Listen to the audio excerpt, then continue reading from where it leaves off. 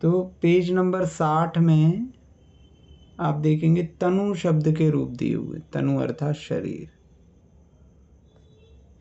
तो क्या है इसके रूप? तनु, तनु,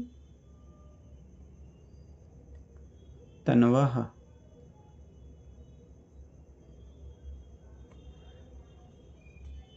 तनुम, तनु, तनूः,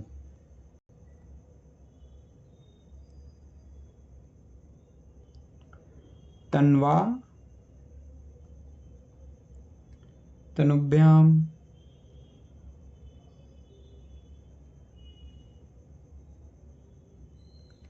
तनुभीः,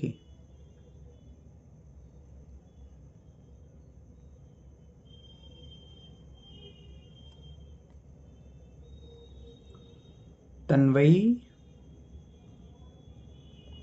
अथवा तन्वे, तनुभ्याम, तनुभ्यः,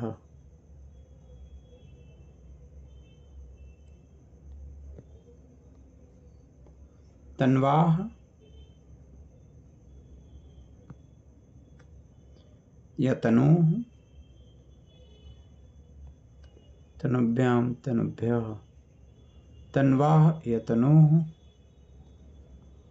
तन्वोः, तनूनाम।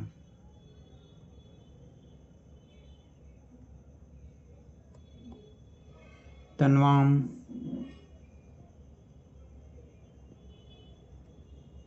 या तनऊ, तन्वोः, तनुषु।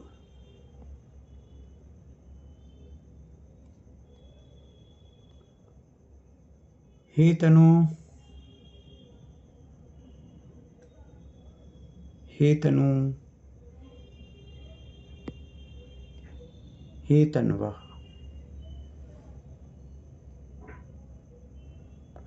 तो इस प्रकार ये तनु शब्द के रूप चलेंगे। तनु, तनु, तन्वः, तनु, तनु, तनूः, तन्वा, तनुभ्याम, तनुभीः, तन्वई, तन या तन्वे, तनुभ्याम, तनुभ्यः, तन्वाः या तनोः, तनुभ्याम, तनुभ्यः, तन्वाः या तनोः, तन्वोः, तनूनाम, तन्वाम या तनऊ, तन्वोः, तनुषु।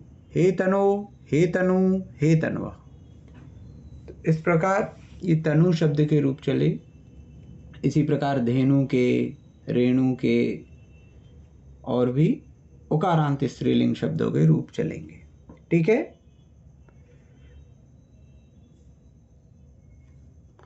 अब नपुंसक लिंग में रूप कैसे चलेंगे? तो नपुंसक लिंग में इकारांत और उकारांत ये दोनों के रूप हम देखेंगे। तो नपुंसक लिंग में पहले हम वारी के रूप देखेंगे। वारी इकारांत शब्द है, इसके रूप कैसे चलेंगे? तो वारी, वारिणी, वारीणी।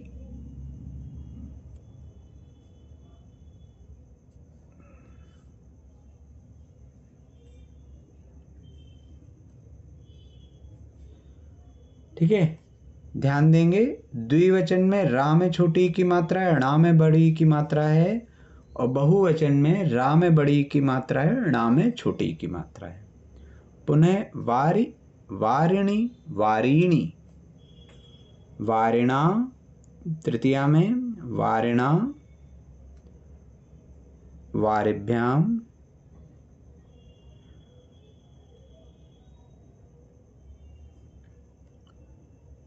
वारिभिः,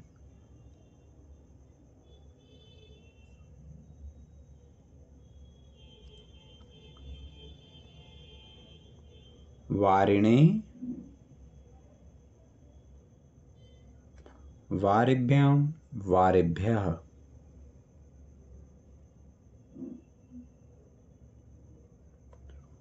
वारिणः,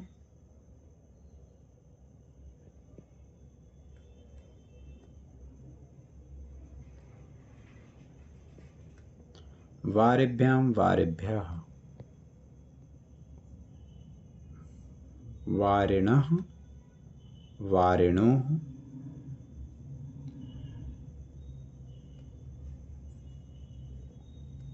वारिणाम्,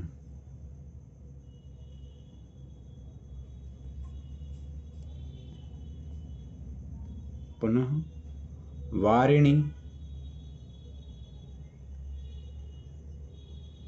यहाँ पे दोनों छोटी की मात्रा हो जाएंगी, ठीक है। वारिणो वारिषु,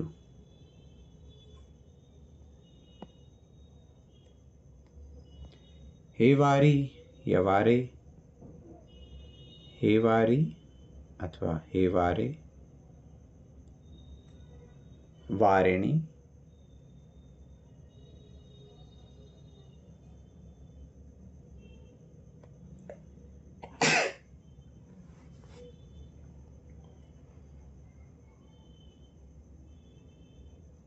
वारिणी।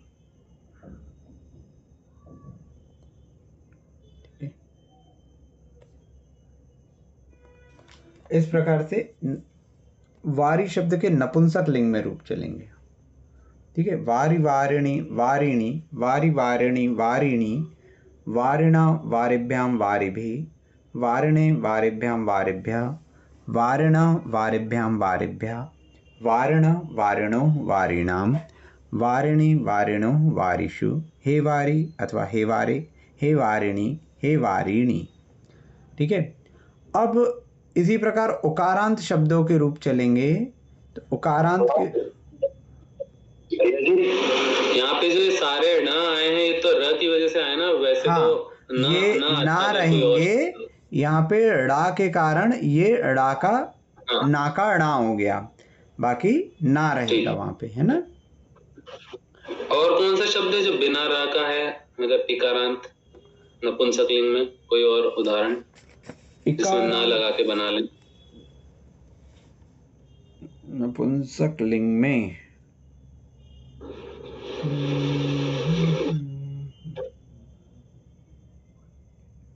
अक्षी, अक्षी जो है, लेकिन उसमें भी वो हो जाएगा, णा हो जाएगा। और अक्षी के अलावा हो जाएगा विधि। विधि शब्द स्त्रीलिंग हो गया ना? विधि स्त्रीलिंग है, विधि स्त्रीलिंग है। अस्थि, अस्थि हो जाएगा ना, अस्थि। अस्थि नपुंसक लिंग है ना? हाँ ठीक है, ये बन जाएगा अस्थिना, अस्थिने, ठीक है। और आपका हो जाएगा अस्थि,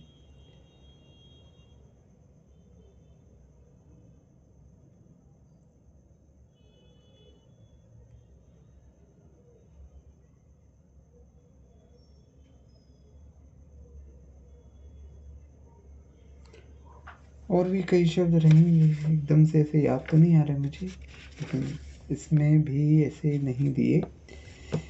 अस्थि है, इसमें बता रहा था, इसमें सख्ती भी है, सख्ती है, अस्थि, सख्ती, शक्ति, सख्ती, क्या बोल रहे हैं? शक्ति, सख्ती है, सख्ती, अच्छी, सख्ती। अच्छा हाँ ठीक है ना, बढ़िया। कातंत्र में आया ना स्वरांत में, अस्थि, सख्ती। हाँ सही सही सही।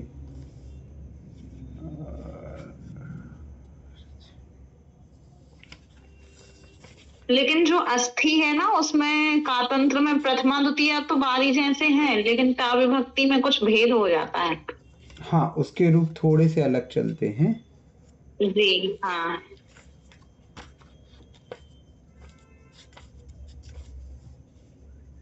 दधी के चल जाएंगे इसके जैसे,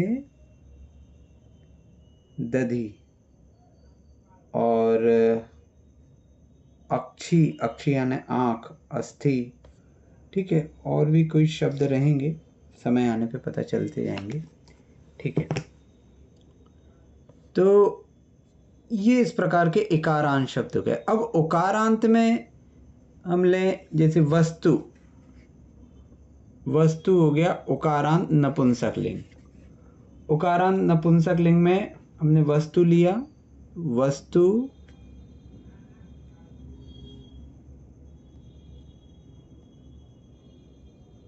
वस्तु,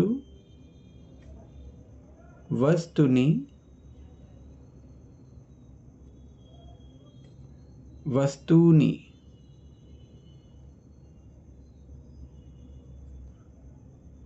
वस्तु, वस्तुनि, वस्तूनि, फिर वस्तु, वस्तुनि, वस्तूनि, फिर वस्तुना, वस्तुना, वस्तुभ्याम,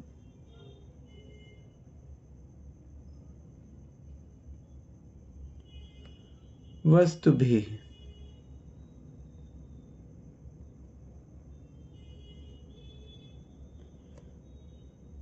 वस्तुने चतुर्थी में, वस्तुभ्याम, वस्तुभ्यः,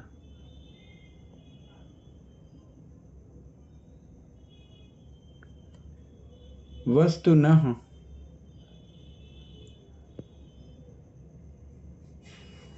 वस्तुभ्याम, वस्तुभ्यः, पुनः वस्तुनः, वस्तुनोः,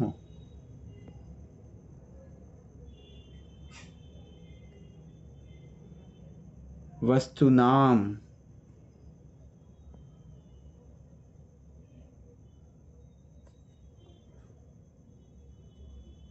वस्तुनि,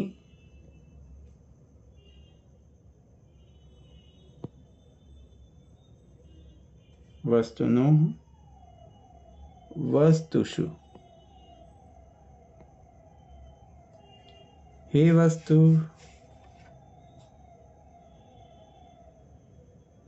अथवा हे वस्तु,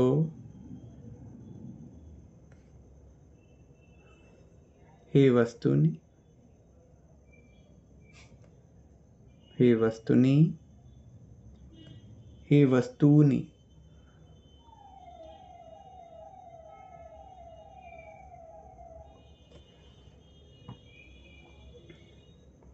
वस्तु, वस्तुनि, वस्तूनि, वस्तु। भैया जी एक बार ये वस्तु नाम में बड़ा हुआ आएगा, वस्तु नाम शायद षष्ठी में, षष्ठी बहुवचन में। सॉरी, वस्तु नाम, वस्तु नाम है ना। वस्तु, वस्तुनि, वस्तूनि, वस्तु, वस्तुनि, वस्तूनि, वस्तुना, वस्तुभ्याम, वस्तुभिः, वस्तुने, वस्तुभ्याम, वस्तुभ्यः, वस्तुनः, वस्तुभ्याम, वस्तुभ्यः, वस्तुनः, वस्तुनोः, वस्तूनाम, वस्तुनि, वस्तुनोः, वस्तुषु। हे वस्तु अथवा हे वस्तु, हे वस्तुनि, हे वस्तूनि। तो इस प्रकार ये वस्तु के रूप चले। इसी प्रकार लघु, मधु, है ना, अश्रु, कटु, ये सब अंबु आदि के इसी प्रकार से रूप चलेंगे। अब ये तो रूप हो गए इनके। अब यहाँ पर एक खास बात है कि जो इकारांत शब्द हैं, इकारांत शब्दों में हमने देखा था इकारांत पुल्लिंग शब्द, लेकिन उसमें जो पति के शब्द, पति के रूप रहते हैं, वे पति के रूप अलग चलते हैं। बाकी सारे रूप अलग चलते हैं इकारांत शब्दों के, लेकिन पति शब्द के रूप जो पेज नंबर 56 में आपको दिए हैं, तो वो अलग प्रकार से चलते हैं। उसको अभी हम देखेंगे। तो ये याद रखेंगे, पति और सखी शब्द जो हैं इनके रूप अलग प्रकार से चलेंगे, बाकी सबके एक से ही चलते हैं। ठीक है, यहाँ तक कोई प्रश्न किसी को?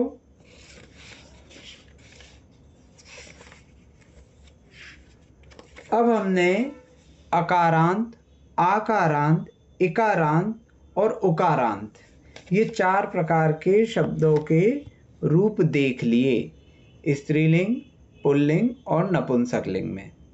ठीक है, तो इनके रूप इस प्रकार चलेंगे। अब कोई भी शब्द आता है तो आप उसको देख सकते हैं कि यह किस प्रकार का है। ठीक, अब इसके आगे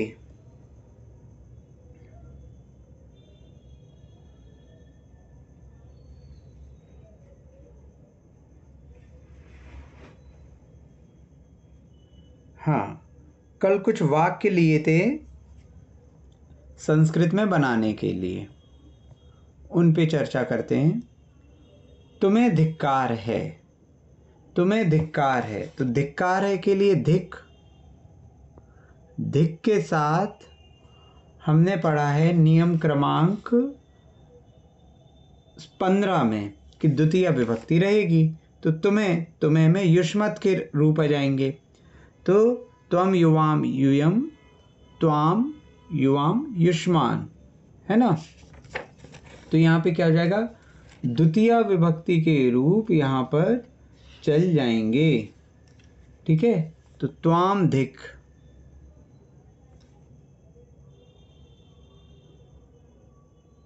त्वाम धिक, तुम्हें धिक्कार है। गुरुओं को नमस्कार है, तो नमस्कार है के लिए क्या आ जाएगा, नमः।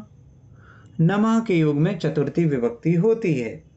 तो गुरुओं को, तो गुरुओं को बहुवचन हो रहा है, तो गुरु उकारांत शब्द है, उकारांत पुल्लिंग शब्द है।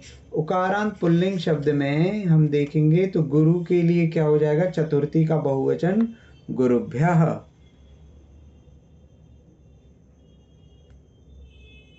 गुरुभ्यः, ठीक है। हम भक्ति में बोलते नमो गुरुभ्यः गुण गुरुभ्यः, तो वो यहीं से आता है। ठीक है, गुरुभ्यः जब आचार्य भक्ति में बोला जाता है। फिर सिद्धों को नमस्कार हो, तो नमस्कार के लिए नमः। सिद्धों को, तो सिद्ध, सिद्ध क्या हो जाएगा, अकारांत शब्द है। ठीक है, तो सिद्ध में चतुर्थी का बहुवचन बालकेभ्यः सिद्धेभ्यः। तो हम जो बोलते ओम नमः सिद्धेभ्यः, तो वो यही है, सिद्धेभ्यः नमः, सिद्धों को नमस्कार हो। ठीक है भैया जी, जब नमस्कार हो आएगा तो अस्तु आएगा क्या? नहीं नहीं नहीं, नमः में आपका हो गया कि नमस्कार हो। नमः शब्द का ही अर्थ है, नमस्कार है, नमस्कार हो, इसके लिए आपको अलग से कुछ जरूरत जोड़ने की आवश्यकता नहीं। अगर आप जोड़ भी देते हैं तो कोई बाधा नहीं है, लेकिन कोई आवश्यकता नहीं है आप। ठीक है, शत्रुओं पर हाँ, क्योंकि भैया ये मैंने इसमें देखा था, एक जो पेज नंबर 53 पे संस्कृत से हिंदी बनाओ में पिता महाया नमः अस्तु। हाँ, वही मैं कह रहा हूँ ना, ऐसा लगा कि अगर नमस्कार, नमः अकेले भी जोड़ो नमस्कार हो तो भी वही अर्थ निकलेगा, और नमः अस्तु तो भी कोई बाधा नहीं है। ठीक है, जैसे आप नमोस्तु बोलते तो नमः अस्तु है वो। अच्छा, मैं बस ये क्लियर करना चाह रहा था कि अगर नमस्कार हो लिखा है तो अस्तु है, और नमस्कार है लिखा है तो अस्ति, ऐसा है क्या? नहीं, ऐसा नहीं। ठीक, ठीक है। अब जैसे आप उसमें देखोगे तो उसमें चौरम धिक अस्तु ऐसा लिखा हुआ है, तो चोर को धिक्कार हो, है ना। संस्कृत से हिंदी में जो आप देखेंगे तो वहाँ पर चूंकि प्रारंभिक अवस्था है तो वो अस्तु आदि का प्रयोग करेंगे। शत्रुओं पर खेद है, अब खेद के लिए हमने शब्द पढ़ा था हा, हा, हा के योग में द्वितीय विभक्ति होगी, तो शत्रु, शत्रु कितना है, बहुवचन। अब हमने शत्रु शब्द के रूप देख लिए, उकारांत पुल्लिंग शब्द। पहले हम अमित्र शब्द का प्रयोग करते थे क्योंकि उकारांत शब्द हुए नहीं थे, अब लेकिन उकारांत शब्द हो चुके हैं। तो शत्रुओं पर, तो क्या हो जाएगा, द्वितीय में शत्रु, शत्रु, शत्रुवः, शत्रुम, शत्रु, शत्रून। तो शत्रून, शत्रून्हा।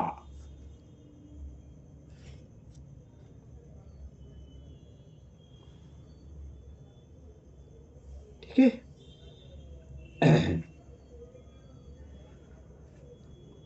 शत्रुन्हा। फिर दुर्ग के चारों ओर शत्रु हैं, तो दुर्ग के चारों, तो दुर्ग, तो दुर्गम है ना, द्वितीया विभक्ति लग जाएगी।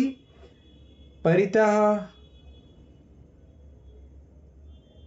शत्रु हैं, तो दुर्गम परित, सॉरी त्रा लिख दिया, दुर्गम परितः शत्रु। तो अब यहां शत्रु का बहुवचन हो जाएगा शत्रुवः सन्ति। दुर्गम परितः शत्रुवः सन्ति, दुर्ग के चारों ओर शत्रु हैं। विद्यालय और मंदिर के बीच मेरा घर है, तो यहां अंतरा लगेगा, तो इसलिए विद्यालयम मंदिरम च अंतरा मम, मेरा घर, मम गृहम, सॉरी मम गृह अस्ति। ग्रह मेरे ख्याल से नपुंसकलिंग होना चाहिए। एक ग्रह देख लेता हूं मैं। ग्रह जो है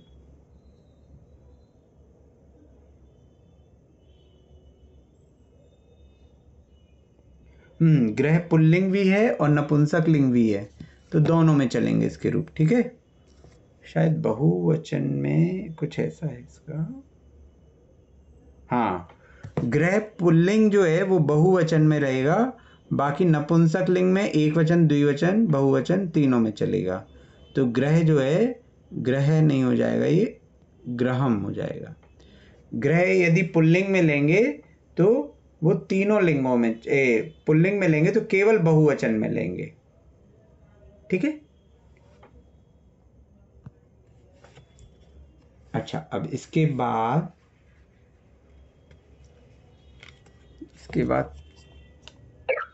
भैया जी इसमें ग्रह का है जो घर का, वो कर्म लिया, कर्ता लिया है, कर्म लिया, कर्ता, लिया है कर्ता, कर्ता प्रथमा का एक वचन है वो। ग्रहम ग्रहे ग्रहाणी, तो वहां से प्रथमा का। लता शुचि और भानु के बीच बैठती है, तो लता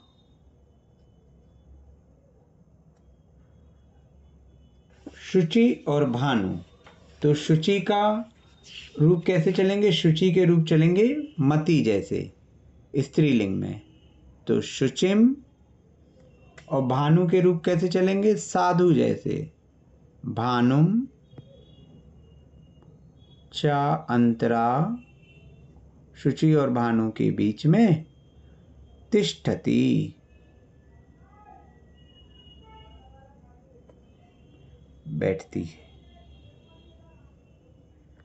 अधितिष्ठति भी होता है यहाँ पे, है ना, उपविशति भी होता है, कई सारी धातुएं रहेंगी यहाँ पे।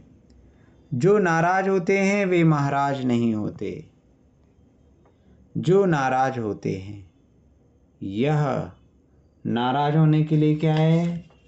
नाराज होने के लिए हम देखेंगे यहाँ पर पेज नंबर 52 में, पेज नंबर 52 में क्रुध्यति, यह क्रुध्यति, जो नाराज होता है या होते हैं, तो यहाँ पर अपन बहुवचन में ले लेंगे, तो यह या ये, तो ये क्रुध्यंती, ये क्रुध्यंती, है ना, वे महाराज नहीं होते। ते महाराजा ना भवन्ति। भैया जी ये जो क्रुध्यंती, इसके साथ तो चतुर्थी आती है। नहीं, जिसके ऊपर क्रोध किया जाता है उसमें चतुर्थी आती है, कर्ता में नहीं आएगी। जिसके ऊपर क्रोध किया जा रहा है, जिसके ऊपर ईर्ष्या की जा रही है, जिसके ऊपर द्रोह किया जा रहा है, या जिसको चाहा जा रहा है ना। हाँ। और एक और बात भैया जी, ये क्रोध करते हैं, तो इसमें ये तो बहुवचन लग रहा है। तो ये क्रोध्यंती लिखा ना, ये क्रोध्यंती जो नाराज होते हैं। अच्छा। ते महाराजा, वे महाराजा, अच्छा। महाराजा। या फिर यहाँ पे अगर अपन मुनि शब्द के रूप ले लें तो मुनि का बहुवचन आ जाएगा। तो मुनि के रूप कैसे चलेंगे? कवि जैसे। तो मुनियः, ते मुनियः न भवन्ति, ये क्रुध्यन्ति ते मुनियः न भवन्ति। या अगर अपन साधु ले लें इसमें, तो आपके इसमें सारे रूप चल जाएंगे। साधु साधु साधवः, तो ते साधवः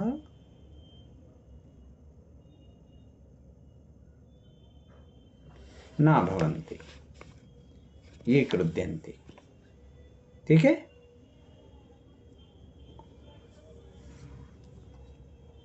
क्लियर है?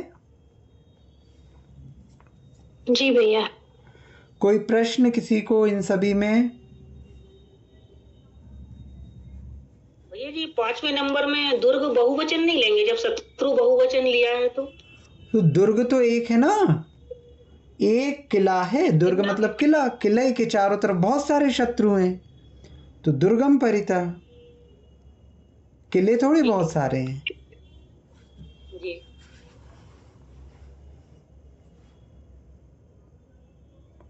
ठीक है। दुर्ग को शत्रु घेरे हुए हैं चारों तरफ से, तो शत्रु तो ज्यादा रहेंगे ही, दुर्ग एक है।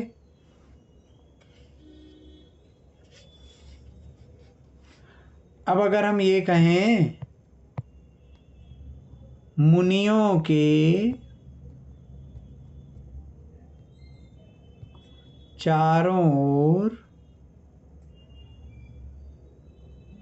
श्रावक हैं, श्रावक हैं, है ना। तो मुनियों के चारों ओर, तो चारों ओर के लिए हो गया परिता, है ना।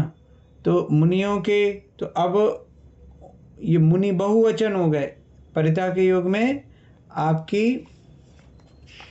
द्वितीय विभक्ति, तो मुनि मुनि मुनि मुनि मुनियः, मुनिम मुनि मुनीन, तो मुनीन द्वितीया का बहुवचन। मुनीन परितः श्रावका, श्रावक भी बहुवचन है, तो श्रावका, श्रावक प्रथमा का हो गया। श्रावका संति, या संति नहीं भी लिखेंगे तो भी चल जाएगा। मुनीन परितः श्रावका संति, मुनियों के चारों ओर श्रावक हैं। ठीक है।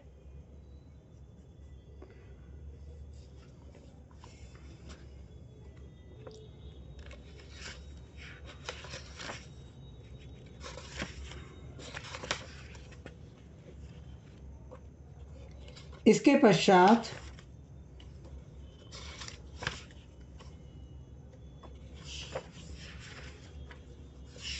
कुछ पुराना छूटा हुआ है।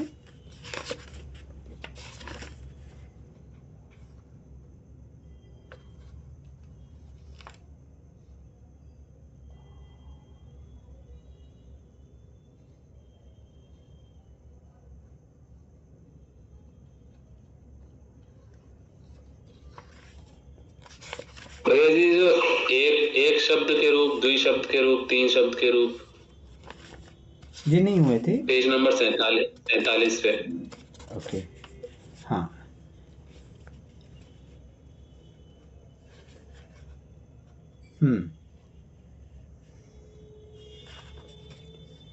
एक शब्द के रूप, तो एक शब्द के रूप एक वचन में ही चलेंगे। पेज नंबर 47 में अगर आप निकालेंगे तो एक है एकम, एकेन, एकस्मै, एकस्मात्, एकस्य, एकस्मिन्, ये पुल्लिंग में। तो यदि जैसे हम कहें एक बालक है, तो एकः बालकः, एकः बालकः।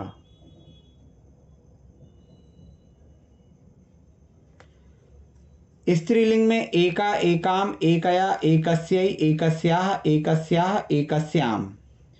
तो स्त्रीलिंग में इनके रूप जो चलेंगे वो एका। तो हम यदि कहेंगे तो एका बाला,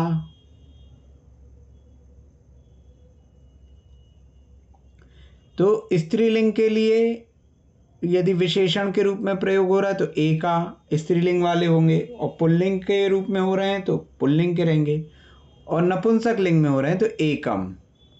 तो डिपेंड करता है आप किस चीज़ के लिए प्रयोग कर रहे हैं। ठीक है। अब जैसे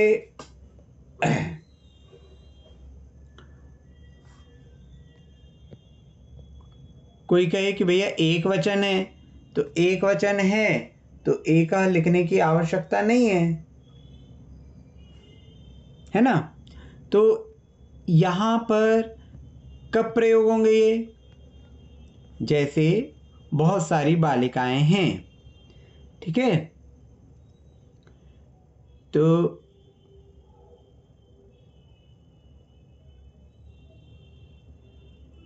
एकस्यै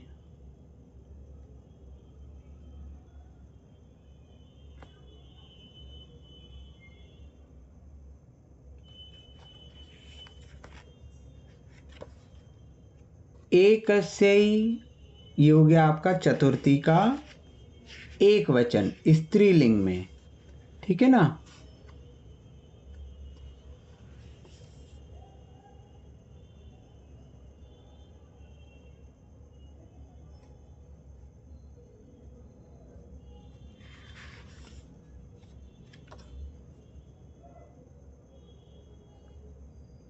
यच्छति,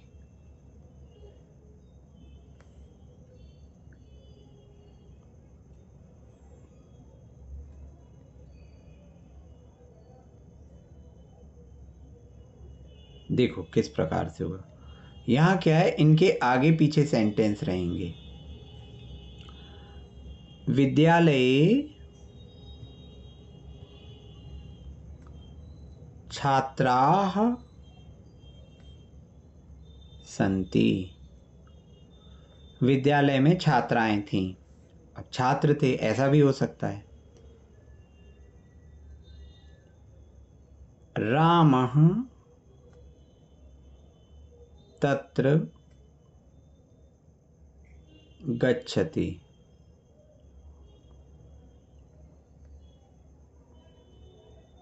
ठीक है। विद्यालये छात्राः सन्ति, विद्यालय में छात्राएं थीं। रामः तत्र गच्छति, राम वहाँ गया। राम वहाँ गया मतलब कहाँ गया? विद्यालय गया। इसके पश्चात हम लिखते हैं रामः तत्र गच्छति सः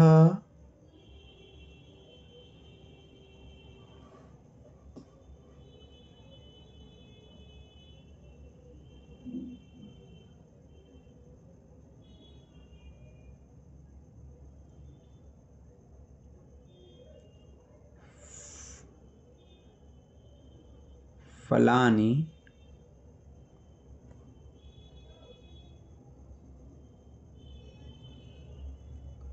नयति।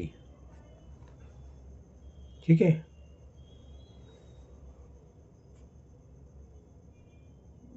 विद्यालयम सह फलानि विद्यालयम नयति, वह फलों को विद्यालय ले गया।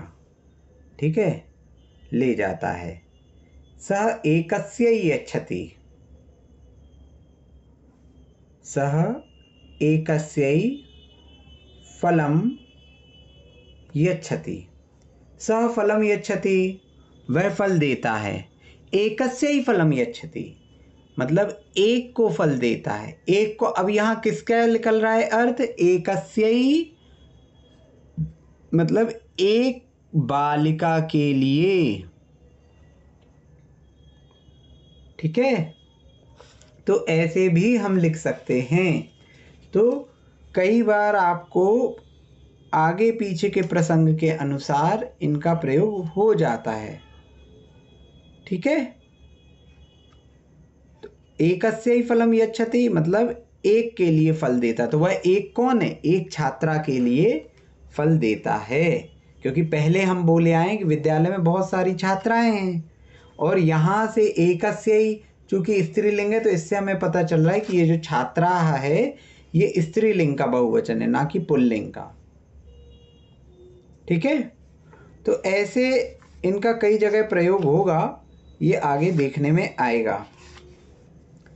इसी प्रकार द्वि शब्दों का भी प्रयोग होता है। एक्चुअली क्या है, इनके थोड़े प्रयोग आ जाएं, फिर इनको आप पढ़ेंगे तो ज़्यादा अच्छा रहेगा, क्योंकि अभी आपके मन में यही प्रश्न चलते रहेंगे कि इनका प्रयोग कैसे होगा।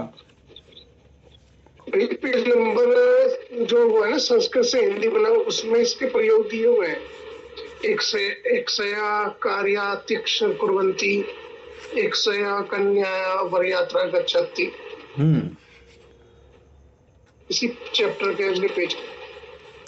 नहीं, मैं ये नहीं कह रहा हूँ, मैं ये कह रहा हूँ कि जैसे ये देखिए, कौन सा कह रहे हैं आप? पेज नंबर 49 है ना।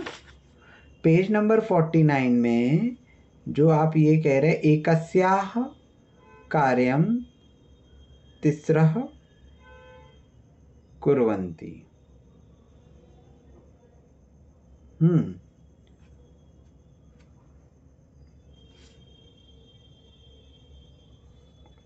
ठीक है ना, हाँ यहाँ दिए हैं। एकस्याः कन्यायाः वरयात्रा गच्छति, तो एकस्याः कन्यायाः है ना, तो एकस्याः क्या हो गया? एकस्याः हो गया षष्ठी का एक वचन। तो अगर हम एकस्याः नहीं लिखें तो भी ये वाक्य जो था वो पर्याप्त था। कन्यायाः भी षष्ठी का एक वचन है, इसका मतलब एक कन्या की वर यात्रा। तो एकस्याः लिखने का अर्थ क्या रहा, ये यहाँ पर प्रश्न है।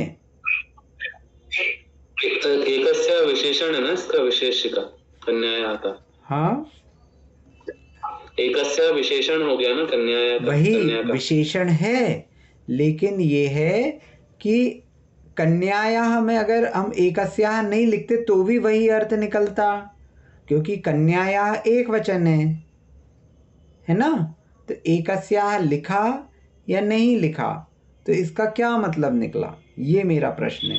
नहीं, पहले वाले वाक्य में तो निकल भैया, मतलब है ना, एक का कार्य तीन लड़कियां करती हैं, तीन स्त्रियां करती है। हाँ वही, तो जैसे पहला वाला लिया एकस्याः कार्यं तिस्रः कुर्वन्ति, तो यहाँ इसका अर्थ निकल रहा है। लेकिन एकस्याः कन्यायाः वरयात्रा गच्छति, तो इधर पे यदि एकस्याः का प्रयोग ना भी करते तो भी वही अर्थ पर्याप्त हो जाता। तो कहीं कहीं पे इनका उपयोग मिलेगा और कहीं पे अलग अलग प्रकार से इनका उपयोग मिलेगा। अहम एकस्यै ददामि, है ना, अहम एकस्यै ददामि, ये आखिरी वाला सेंटेंस जो लिखा है यहाँ पे, तो एकस्यै, तो मैं एक के लिए देता हूँ या एक को देता हूँ, ठीक है ना। तो इस प्रकार से ये निकलेंगे आगे पीछे का अर्थ लेते हुए।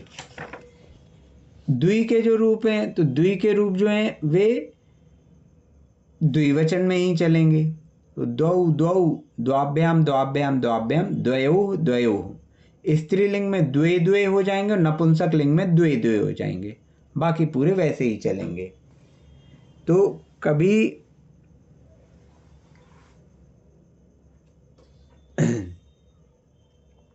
द्विवचन का प्रयोग होता है, इनमें बहुवचन और एकवचन रहेगा ही नहीं। इसी प्रकार तीन से ऊपर के जितने भी रहेंगे वो बहुवचन में ही चलेंगे। तो जैसे पुल्लिंग में त्रयः, त्रीन्, त्रिभिः, त्रिभ्यः, त्रिभ्यः, त्रयाणां, त्रिषु। स्त्रीलिंग में तिस्रः, तिस्रः, तिस्रभिः, तिस्रभ्यः, तिस्रभ्यः, तिसृणां, तिसृषु। और नपुंसक लिंग में त्रीणि, त्रीणि, त्रिभिः, त्रिभ्यः, त्रिभ्यः, त्रयाणां और त्रिषु। तो यहाँ क्या लिखा हुआ है उससे ही पता चल जाएगा कि कौन सा लिंग है ना। तिस्रः गच्छन्ति यानी तीन स्त्रियां जाती हैं, है ना। त्रयः गच्छन्ति यानी 3 पुरुष जाते हैं। ठीक है, तो यहाँ पे लिंग के हिसाब से इनका विभाजन है। आगे हमें चतुर्थी आदि के भी रूप देखने को मिलेंगे। ठीक है, इनके उदाहरणों से और अधिक ये क्लियर हो जाएंगे जब हम इनके उदाहरण लेंगे। अब थोड़ा सा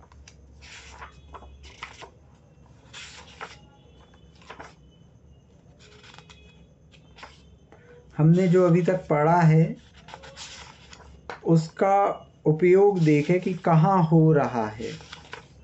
जैसे आप अगर भक्तामर जी खोलते हैं तो भक्तामर जी में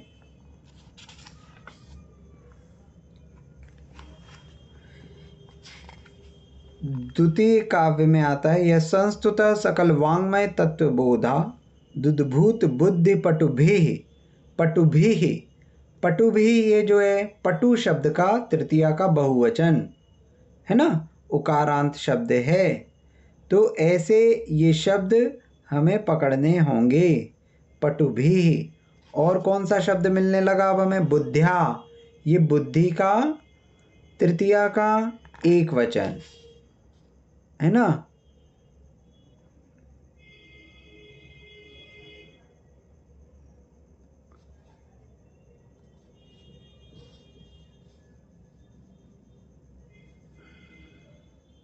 फिर चौथे काव्य में पुनः मिलता है, कस्ते क्षमः सुरगुरु प्रतिमोपि बुद्ध्या। ठीक है,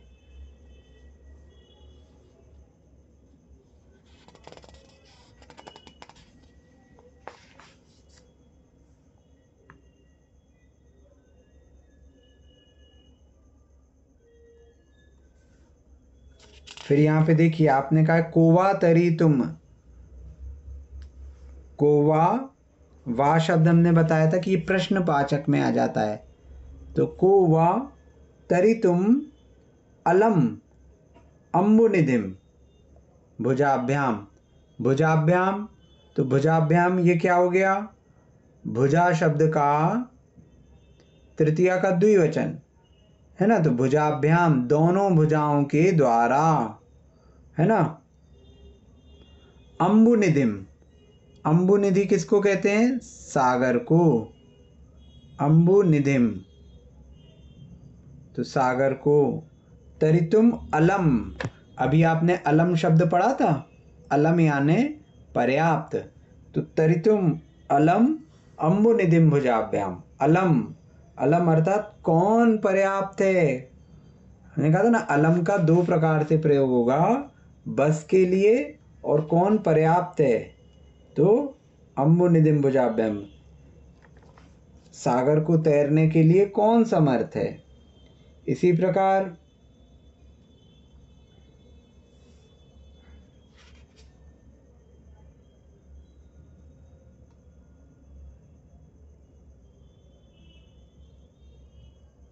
मधौ, छठवें में, यत्को किलः किल मधौ मधुरम विरौति। मधौ, मधौ कहाँ से आ गया?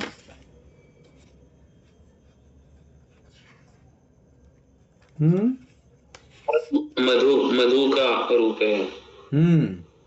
तो मधु का सप्तमी का एक वचन है ना।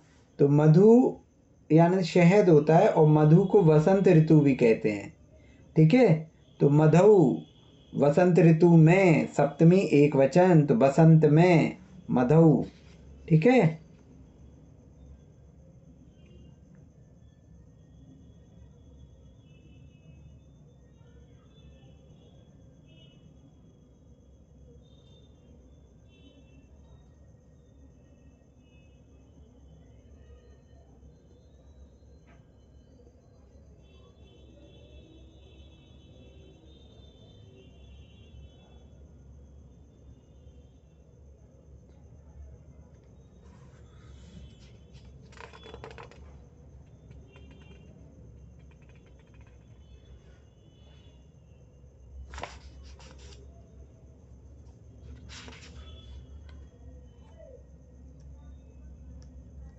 देखो यहाँ 10वें में भी उन्होंने किया है, तुल्याः भवन्ति भवतो ननु तेन किं वा, है ना, वाह।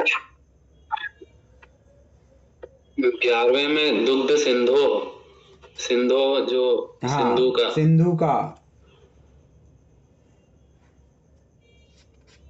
इसी प्रकार क्षारम जलम 11वें में ही क्षारम जलम जल निधे, निधे, निधे कहाँ से आ गया? निधि से, निधि से आया, इकारांत से, है ना, इकारांत से आया निधे।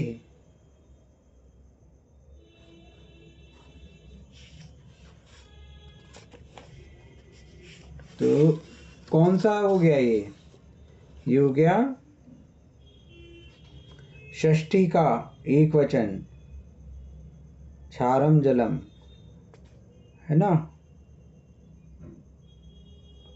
तो इस प्रकार बहुत सारे यहाँ पे आता है, तेप्यणवः, अणवः, अणु, अणु, अणवः, है ना। तो बहुत सारे आपके यहाँ पर शब्द आ रहे हैं जिनको अब आप पहचान सकते हैं, ठीक है। रुचि भी होगा ना फिर? हाँ, रुचि भी कहाँ पे आया है,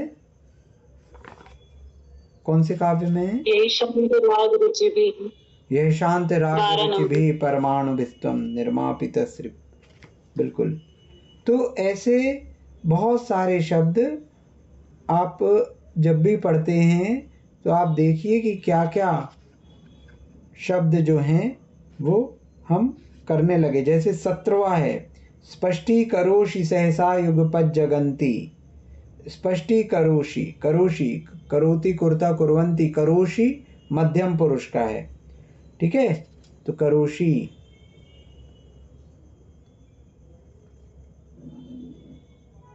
पृथिव्याम तो ईकारांत का होगा क्या? क्या? पृथिव्याम नहीं, वो पृथ्वी आपका ईकारांत चलेगा, अभी नहीं आएगा वो, है ना। पृथ्वी में ई बड़ी रहेगी।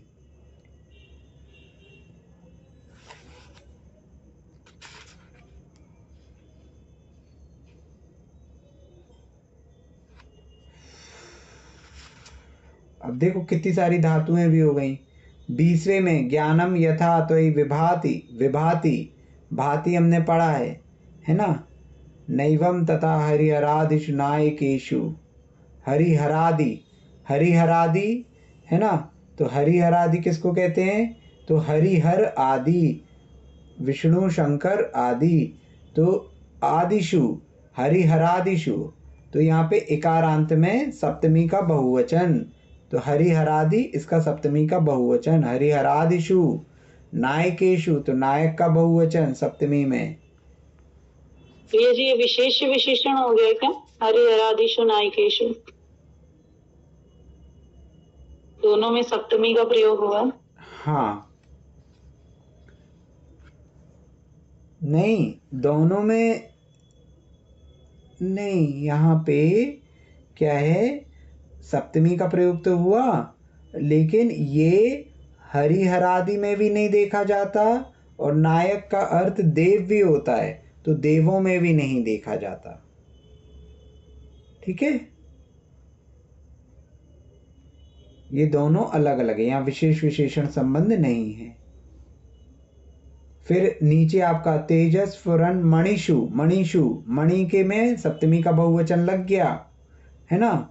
तो स्फुरन, स्फुरन यानी चमकती हुई, स्फुरन मणि यानी चमकती हुई मणि, तो चमकती हुई मणियों में, है ना। जैसा तेज आप में देखा जाता है वैसा चमकती हुई मणियों में भी नहीं देखा जाता। याति, याति, हाँ, याति, प्राप्त होना, ठीक है ना। तो हरिहरादय,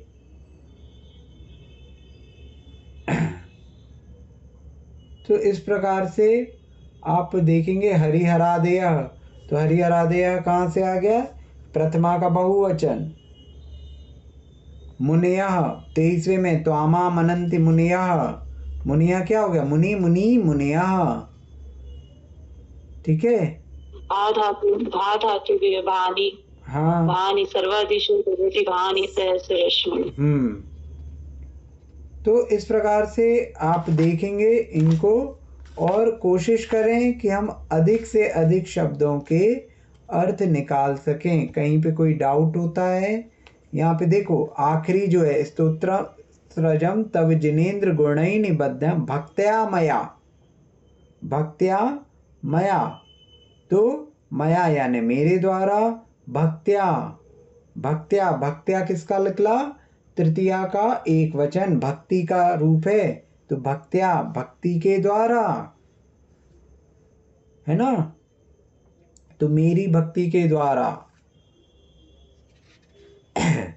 इस प्रकार से अपन कई चीजें निकाल सकते हैं। और क्या होगा, धीरे धीरे आप एक एक दो दो शब्दों के उसमें अर्थ ढूंढते जाएंगे, तो एक समय ऐसा आएगा थोड़े समय में ही कि आप संपूर्ण शब्दों के अर्थ भी देख लेंगे। तो अब हमारे पहले भाग में लगभग लगभग, पूरी तो नहीं लेकिन लगभग लगभग बहुत सारी चीज़ें हो गई हैं। कल से आप सभी की प्रैक्टिस चालू होगी और प्रैक्टिस के साथ ही जो छोटा छोटा विषय है उसको हम करते जाएंगे। मूल रूप से प्रैक्टिस चलेगी। प्रैक्टिस के लिए आपको पहले गृह कार्य दिया जाएगा, यहाँ से आपको होमवर्क दिया जाएगा, उसको आपको करना है और उसी पर चर्चा चलेगी कक्षा में। उसी में फिर जो नया विषय निकल के आएगा तो उसको हम पढ़ेंगे, ठीक है। तो आपको जो हिंदी से संस्कृत या संस्कृत से हिंदी यहाँ से भेजा जाएगा उसको आपको करना है। जो लोग कक्षा अटेंड नहीं कर पाएँ तो वे लोग प्रयास करें कि उसको रिकॉर्डिंग के माध्यम से सुनते जाएं, ठीक है। और 10 लक्षण पूर्ण होने के बाद आपके पूरे प्रथम भाग का पेपर होगा, ठीक है। पूरा पहला भाग जो आपका हो गया है इसमें से पेपर होगा 10 लक्षण पूर्ण होने के बाद, तो आप तैयारी रखें। अच्छा, और एक और चीज़ कि कक्षा का समय हो सकता है कुछ परिवर्तन हो, क्योंकि यहाँ पर हो सकता है शिविर लग रहा है, तो कोई जिम्मेदारी यदि यहाँ मिलती है तो ये समय में हो सकता है मैं उपलब्ध ना हो पाऊँ।